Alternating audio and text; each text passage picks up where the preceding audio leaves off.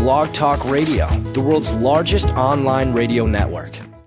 Hi there, I'm Mary Eileen Williams at Feisty Side of 50 Radio, and this show is a celebration of baby boomer women who are embracing life as we grow older. No invisible shrinking violets here. We're an amazing and bodacious group of women who are revolutionizing and reinventing the spirit and style of aging. It goes without saying that I am super thrilled to introduce our guest today. She's known to millions as Carol Brady, but Florence Henderson is a woman of many accomplishments in addition to being the mom of TV's favorite blended family. Florence is a Broadway star who's been richly celebrated for her musical and acting talents. She paved the way for Barbara Walters by becoming an early Today Show quote-unquote girl. She also held the title of the first woman to guest host The Tonight Show starring Johnny Carson and much, much more. And better yet, her career is still red hot. Florence is now charming both viewers and guests as she hosts the Florence Henderson Show on RLTV. She was on the 2010 season of Dancing with the Stars, and she's recently written her autobiography, Life is Not a Stage, From Broadway Baby to a Lovely Lady and Beyond. Speaking of beyond, I could go on, but I think we better let Florence start speaking for herself. Welcome to the show, Florence. You know I am thrilled to have you here. Well, Eileen, I'm thrilled to be here, and after that fabulous introduction, I don't think there's any more to say. Well, I did cover some of the basics here, but I do want to start off by saying congratulations on the book Life is Not a Stage. It was one of those, I couldn't put it down. You were so open and honest. Tell us what led you to decide to write your autobiography. Well, you know, I'd been asked over the years many times to write an autobiography, and I just never felt it was the right time. I figure if you're going to write an autobiography, you have to be honest. You know, I love reading them, and I know the minute I start whether this person is going to be honest or they're going to gild the lily and make it, you know, seem like they were just such perfect human beings. And I didn't want to do that. And finally, I guess I reached the right age, and I felt that I could tell the truth about my life and be honest. Well, you certainly were honest, and I do want to let our listeners know there are plenty of juicy stories in this book, Florence Henderson, including that famous or quote-unquote infamous date with your TV son. But I would like our listeners to buy the book and find out some of those juicy stories for themselves. I want to focus on some of the deeper aspects of your life because for women over 50, I think we can relate to a lot of this. Do you mind talking a little bit about your childhood? Because it was difficult. You didn't have any silver spoon in your mouth when you grew up. No, I was lucky to have any kind of spoon in my mouth. I grew up the youngest of 10 children. My father didn't marry till he was almost 50. And then he had 10 children, and I was born when he was approaching 70. And it was a very hard-scrabble youth, you know, very, very poor. And however, I look back on that childhood, and I think, you know, it really taught me how to persevere. It taught me resilience. It taught me that you don't have to be a victim of your environment. You know, my mother left when I was about 12, I guess, and my father had a drinking problem, and there were so many things to deal with for, you know, a young girl. But I did it, and I did it with optimism as a child.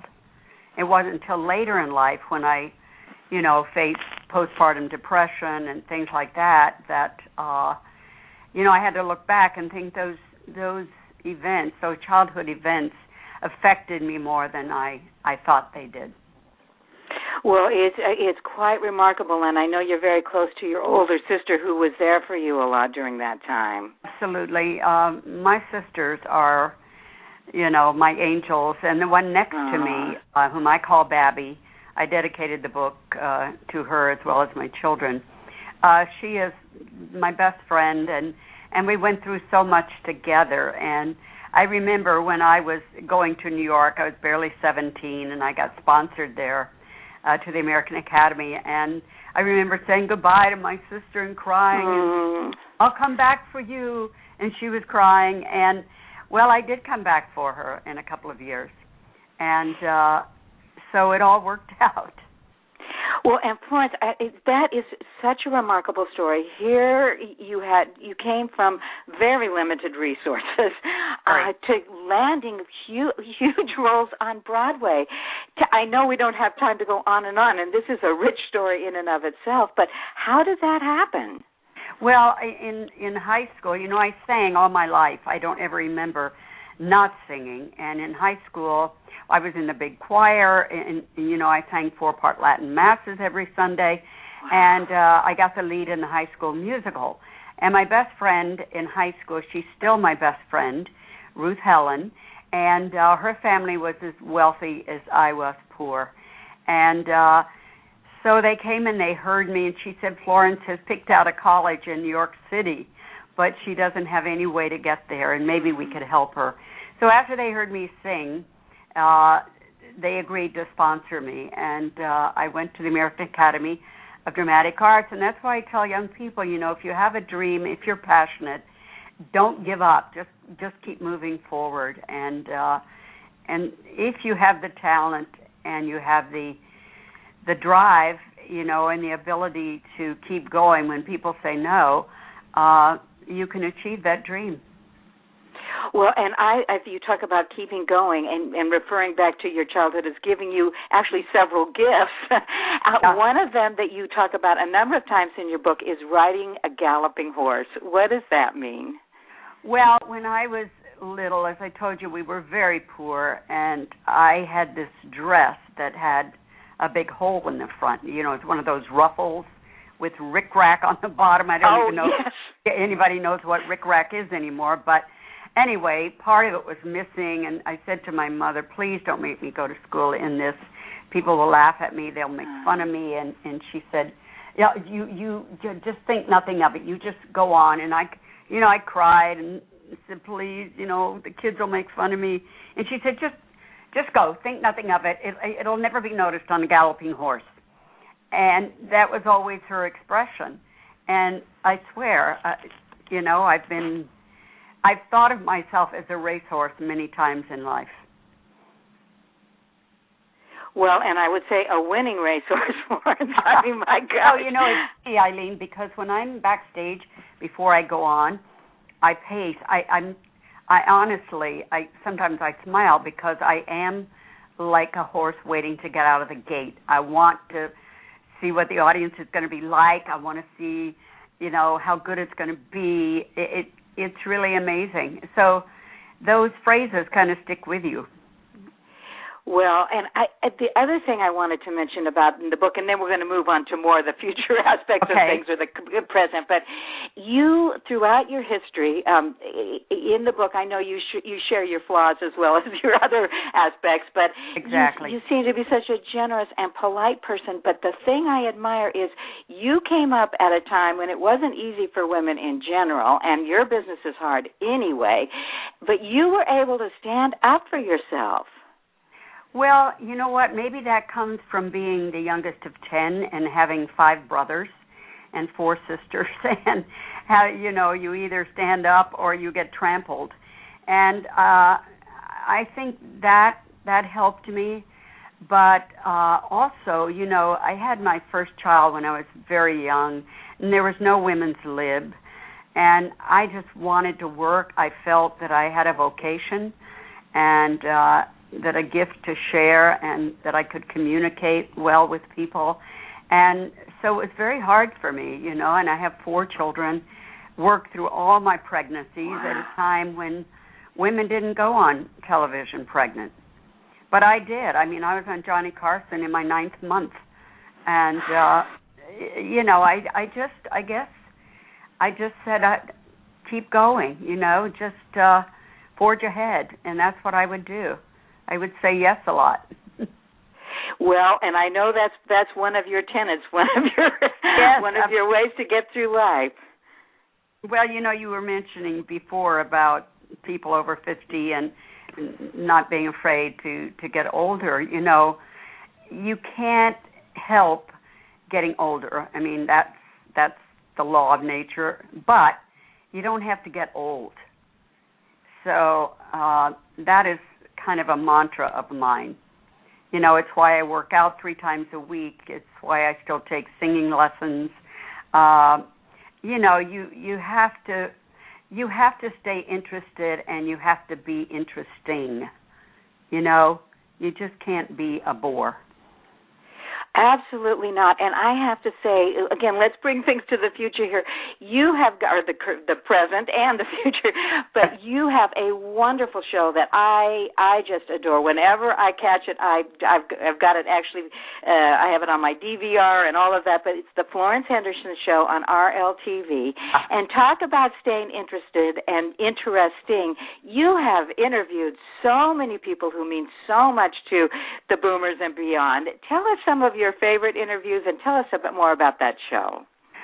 Well, you know, it's a great privilege to do that show because I get a chance to talk to the greats in our business who are still contributing. I would say one of my favorites, and because she's a wonderful friend, actually there are several that were wonderful friends, but Judge Judy, I just have great admiration for her, for what she's achieved, and how she's another one that just, you know, she keeps going.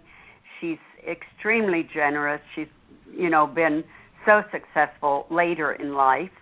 And Carol Burnett, you know, who's gone through a lot, and being with her when she lost her daughter, you know, and to see her survive and thrive in life. And I know how difficult that is. Or you talk to somebody like Carl Reiner, you know, who was married for so many years to Estelle and so happy. And, you know, life, it gives you hard knocks and loss and all of that. But, you know, you keep going. I think you pay the best tribute to those who have left you by continuing to live and enjoying life and sharing your life. Well, and I have seen actually every one of those interviews that you mentioned. They're all wonderful, and I think it's such a blessing as we grow older to see people, again, who we've been on, you know, who we've seen on TV in various roles, but get to know them as a person as they're looking back through their years of their life. Yeah, and for me, you know, I love interviewing people, and you know, just to get out of the way and let them talk. I love Carl Reiner when, you know, he has this beautiful voice. And I said, Carl, you really can sing opera. It's amazing. He said, yes, I can do all that. The only problem is I cannot sing on key. I bet you especially appreciated that one. Yeah, exactly.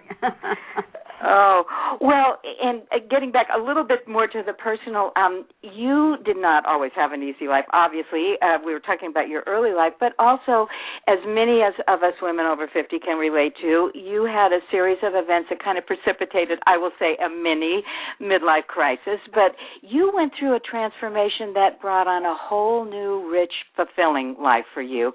Will you tell us a little bit about how hypnotherapy and spirituality have changed your life, Florence? Absolutely. I, you know, having worked all my life, and you've read the book, so you know some of the traumas that have been in my life. But I was in my 40s, and my late 40s. I had just had a hysterectomy. My mother had passed away. I developed a terrible case, which had been happening over, you know, a few years, but of stage fright and a fear of flying, which are two things you don't want in our business. So I tried everything to deal with this, and a friend of mine suggested hypnotherapy. So, you know, like most people, you don't know exactly what hypnosis is, but anyway, I went, and I was helped so quickly, and I was so fascinated by hypnotherapy that I went to school and became a certified hypnotherapist. And I'd been married for several years, and I was not happy. But I was raised a very strict Catholic, and I had 4 children. I thought I can't possibly ever change my life. But I got to the point where I said, I keep trying to change someone else. The only person I can really change is myself. And I really prayed hard about it, and I separated. My husband and I separated, and we eventually divorced. It's very cliche, but we are still best friends, and have always been, I think, good parents. But my life changed in a very profound way. I married Dr. John Kappas, a brilliant hypnotherapist, and I had almost 20 incredible years with him. And just having the courage to change my life. Another mantra of mine is it takes courage to be happy, because so many of us, we're in a place where we think we can't get out of, that we can't change for whatever reason. And it takes a lot of courage, so much courage, to say, yes, I am not happy. I need to do something. And that's when you start to grow, because if you don't change, you stagnate, and it's all downhill from there. So I'm really so grateful, and I think I have tremendous respect for my religion, but I've always been very spiritual. That's been a major part of my life as a child, from the time I can remember. But I think that's become much deeper and wider, more accepting, and I think that word is important too, accept. There are many things in life that we have to learn to accept, and that we can't change, but a lot of things we can. So, that was, if you told me many years ago that I would change my life like that, I would have said, nah, no way. So, but there you go. There you go. And I think as women of a certain age, one of the gifts of menopause is a lot of times it forces us, or perimenopause, it forces us to make some of these changes that really then lead to a second adulthood, as one of my friends, Suzanne Braun-Levine, calls it. Or a second childhood. A second childhood, absolutely. But yes, when we get a fresh start and real new beginnings. Absolutely. And you know what? It's never too late. It's never too late to change your life. It's never too late to be happy. And, life is to be lived and enjoyed. And that's what I try to do. Well, Florence, I promised I'd leave it to about 20 minutes because I know you have a lot of things on your schedule. This has been wonderful. I didn't get to cover nearly what I'd like to, and maybe in a few months down the line, if I could twist your arm to come back on, I would love that. Eileen, I would love it. You're a wonderful interviewer, and anytime I will be back. I'm leaving the country again. I just got back from Australia, but I'm leaving the country again soon. But absolutely, you just call me. I'll be there. Well, thank you so much. Before I let you off the hook here, though, you do have an official website, so please let people know where they can find you on the web. Okay, it is Flohome, FLOHOME, flohome.com, and I answer everything. I know you do. You answered me, and I so appreciate it. Any final thoughts you'd like to leave with our listeners? I would just say, keep a cool head and a warm heart. And that I will take to the bank. Thank you, Florence Henderson. And And thank you for sharing your amazing and inspirational life with us. It was obviously an honor and a thrill for me to get to speak with you. And for all you listeners out there, I believe it's time we boomers take pride in all of our accomplishments, our glorious maturity, and take a cue from Florence Henderson to make our own lives rich, rewarding, and filled with the blessings of friends and family. After all, as she says, life is not a stage, and we've earned this very special time in our lives. So go out there and show the world just how feisty, fabulous, and Florence-like a woman over 50 can be. This is Mary Eileen Williams at Feisty Side of 50 Radio saying catch you next time. Bye-bye. Blog Talk Radio, where millions of hosts and listeners gather.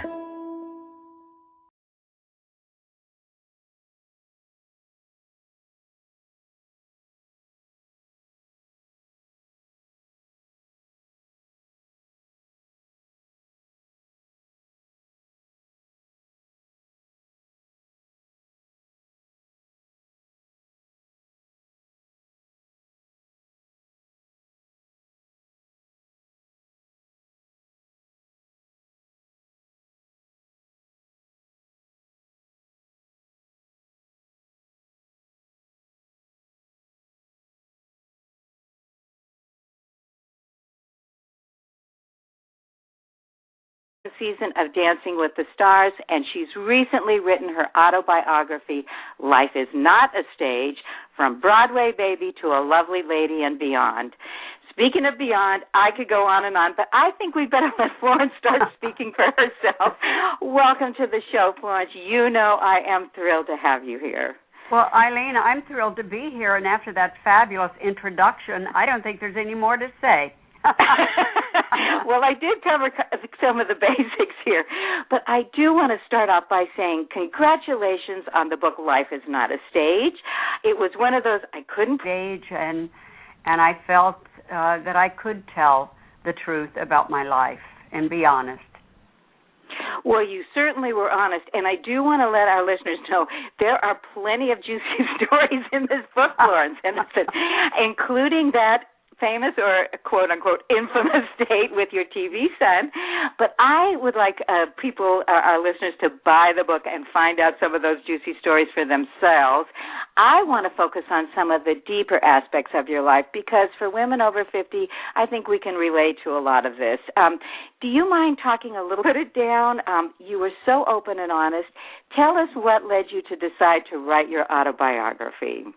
Well, I'd been asked over the years many times to write an autobiography, and I just never felt it was the right time. I figure if you're going to write an autobiography, you have to be honest.